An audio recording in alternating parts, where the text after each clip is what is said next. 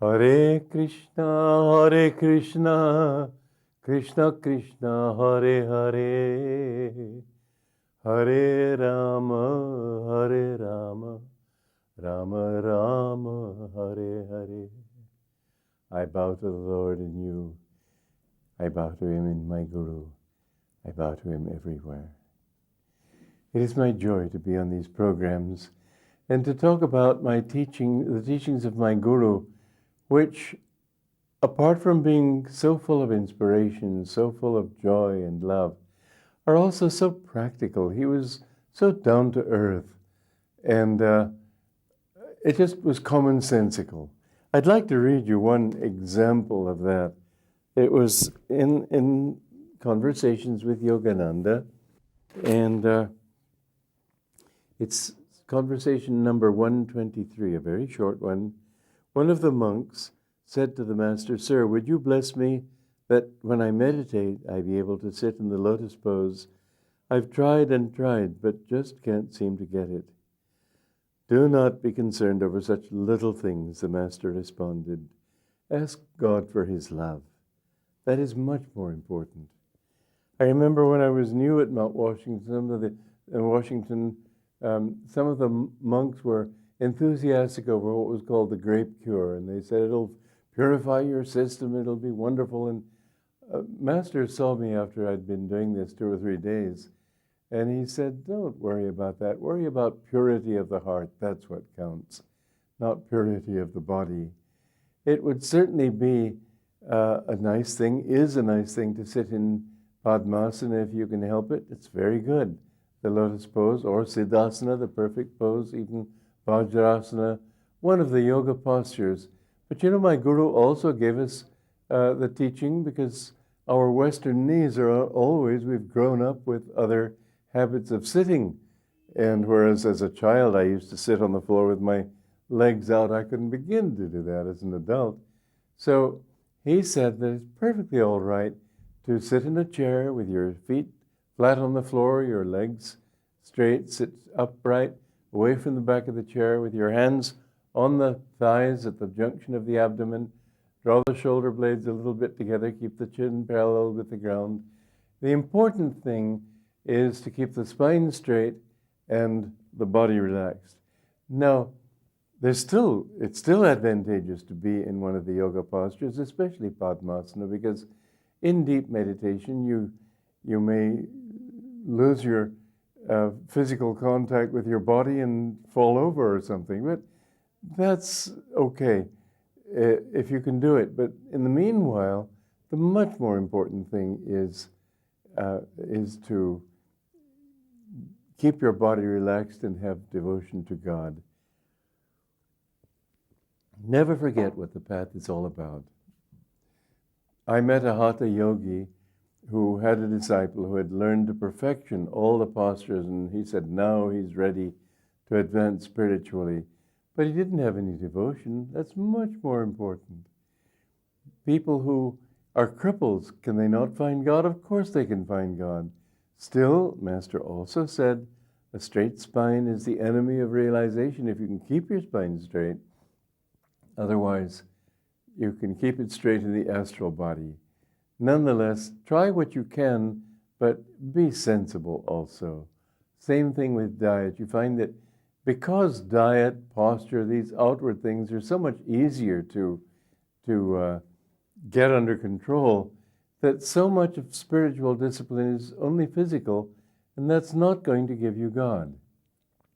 In the people who fast too much, for example, they tend in the fasting to weaken their bodies. Well, you've got to have a strong body. Be exercised and keep body fit for God realization. This is what my Guru wrote to me. He said, when I was working on editing some of his writings, he sent me a note saying, keep exercise and body fit for God realization. And by that he was saying also, run a little bit every day or go jogging or whatever. Keep the body exercised. You can't treat the body as though it were merely Maya.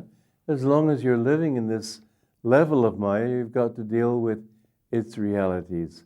The same thing is true for earning what you need to do. Don't wait for for other people to do it for you. I know that as a sannyasi, I simply don't have any attachment to money. But if people tell me that I can't do something for God because they don't have the money to fund, I'll find ways of funding it myself. And I know it was a very interesting experience for me because the first money, I've said this before in this program, to be successful, you need people. But to attract people, you have to be successful. It's a sort of a vicious circle. So I had to give classes, and I was very careful not to charge too much because I wanted everybody to be able to benefit from them. I didn't want to be like some spiritual teachers who charge thousands of dollars. No, it was a very small amount, and I figured that I would make up for it by having many students. And by the time I moved to our village and began to really begin Ananda, I had about 300 students a week. And those people who couldn't afford, even though I very much needed money and I was doing it for God and doing it for a spiritual thing, even so, people who said they didn't have the money, I would say, all right, come do something. I don't think that you should do anything for free, but they could make cookies or they could help set up chairs before a class or some little thing like that, because I felt I owed it to my own conscience. Whether they were truthful in saying they couldn't afford it was not my business. I had to owe it to my conscience. I did owe it to my conscience to be generous. And in fact, in every case, I learned that they could have afforded it easily. One woman said she wouldn't be at the next class because she was visiting her parents in New York. That means flying something like 3,000 miles. I said, well, you do have money to fly. He said, oh, yes, I have money for things that I consider meaningful and important. Well, I just swallowed this insult. I didn't say anything. It's her business. I didn't do it for her. I did it for myself. But I still find that it was a difficult period for me because I never wanted money.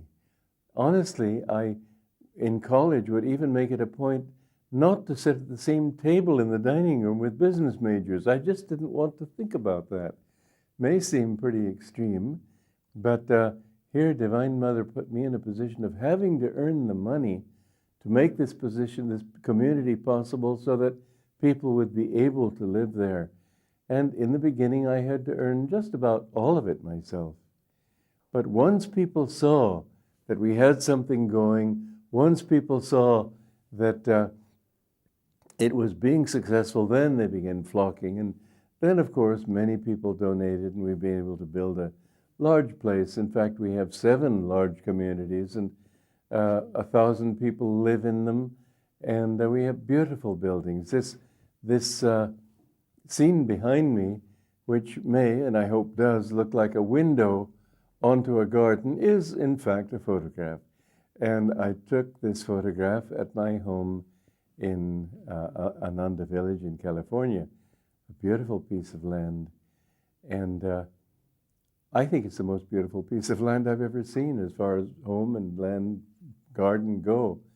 But again, this money came after my parents died, and my father had always, he'd never given 1 paisa, 1 cent to Ananda, so I thought, well, he'll suffer if I give all this money to Ananda, but I will suffer if I don't. So I thought, well, let me have a compromise. I'll build myself a beautiful place that everybody can enjoy. And so now it's the spiritual center of our community. And in fact, it's not only beautiful, but it has wonderful vibrations. There's some woman who came there and said that she's gone around all the great cathedrals in Europe and measured their vibrations in some way that is, I don't know. But she said the highest vibration she ever found in a pilgrimage place was 28,000 vibrations per second, whatever that means. She said, though, that our house, my Crystal Hermitage, as I've called it, it was 35,000. So it does. It's a wonderful place. Many people have felt its high vibrations, and its beauty, in fact, even in itself, has converted people. But all of this, you have to do it in order for people to get behind it. And once people get behind it, well, now we have 7 communities, and I very much hope we can start something here in India. I think that what is needed more than anything else is for sadhaks to have the company of others. The Shastras say this again and again. The most important thing is satsang, good company. When you have people who are on the path, sharing that path with you, then you get the strength from them, and by a sort of a mutual exchange of spiritual vibrations, all of them grow.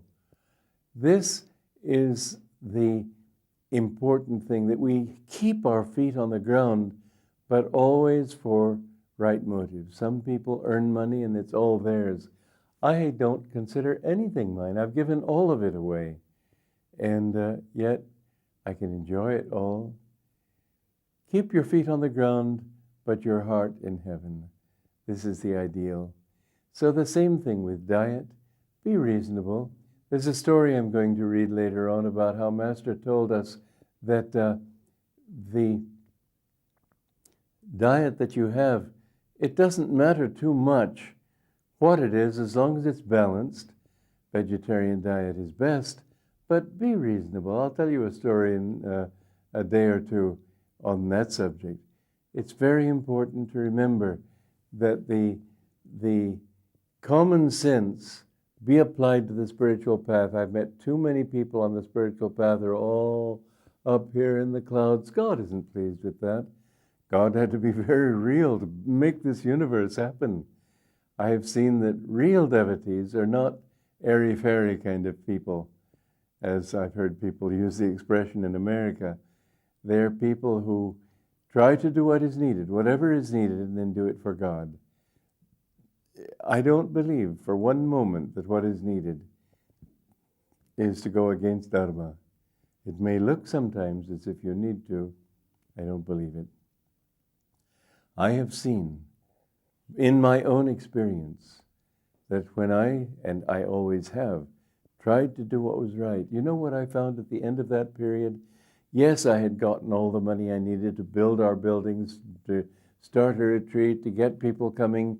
Took a lot of work, and I have to admit, I'm sorry to say, I kind of resented it that Divine Mother put me in that position of having to think about money when I didn't want money. But I found at the end of it that my real gain was not money. It was strength. I had done what I had to do. I had done it for God. I felt much more joyful and much stronger in myself as a consequence. We had many tests to pass. There were times when it looked as if everything was going to be snatched out from under me. And I still kept at it, always keeping to my principle that if they want it and can't afford it, I will give it. Not charging too much, charging what they could afford, but letting them know that it would go toward a divine work. You can do this in the world. I know you probably have a family to support. You have other demands than just doing a work for God. That's quite understandable, and it's quite right. There is no work that is more spiritual or less so than any other. It's all for God. It's just that He helps us to see that it's for Him when it's consciously for Him. But you can, anything you do, just say, God, this is your family I'm supporting. This is your home. Never think I and mine.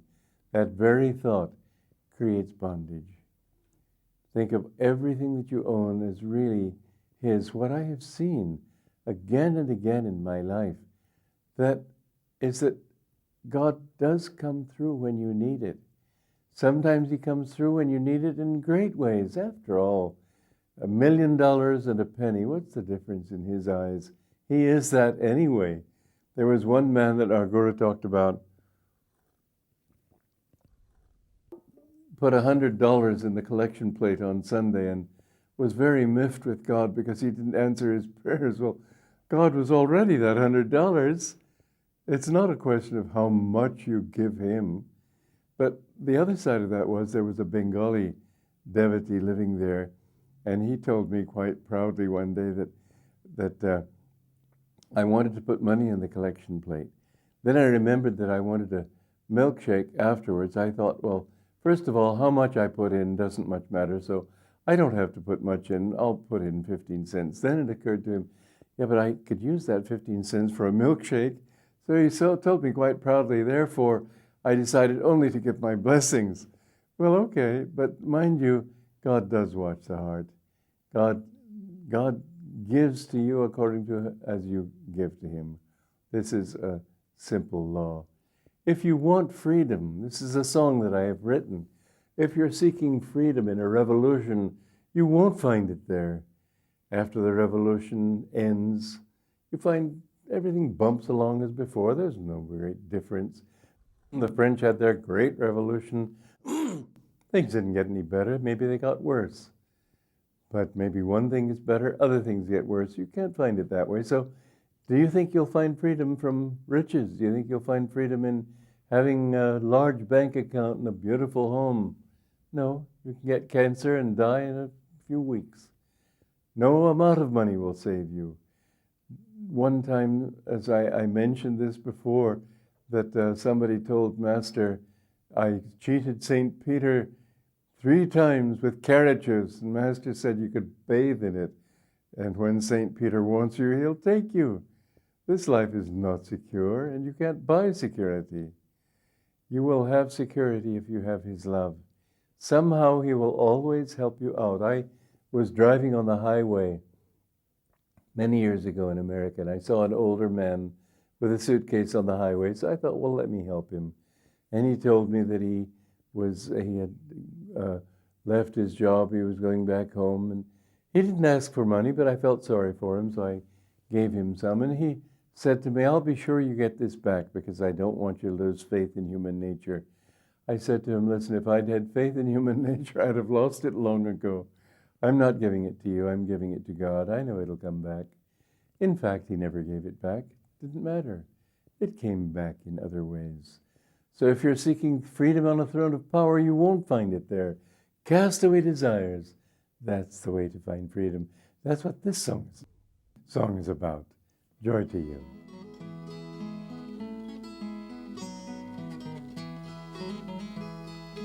If you're seeking freedom in a revolution, oh, if you're seeking freedom, you won't find it there.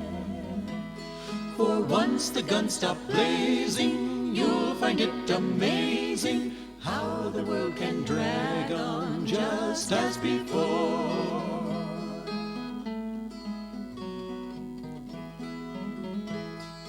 If you're seeking freedom in a marble mansion, oh, if you're seeking freedom, you won't find it there. For even when it's sunny, you'll be counting money, keeping up that showcase, your face lined with care.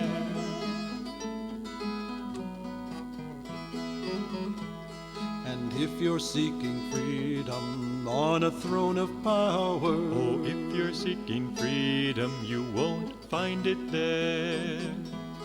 For though men all obey you, what if they betray you? Tense you'll be and waiting for foes everywhere.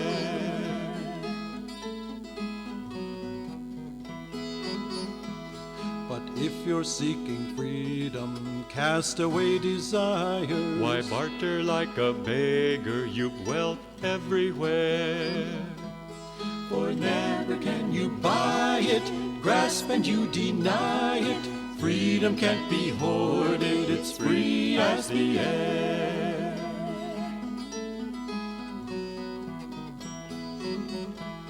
But if you're seeking freedom, seek it on the mountains. God's sunlight on your shoulders, the wind in your hair. For there's no one can hold you, boss about or mold you. Once your heart is free, you'll be king everywhere. Once your heart is free, you'll be king.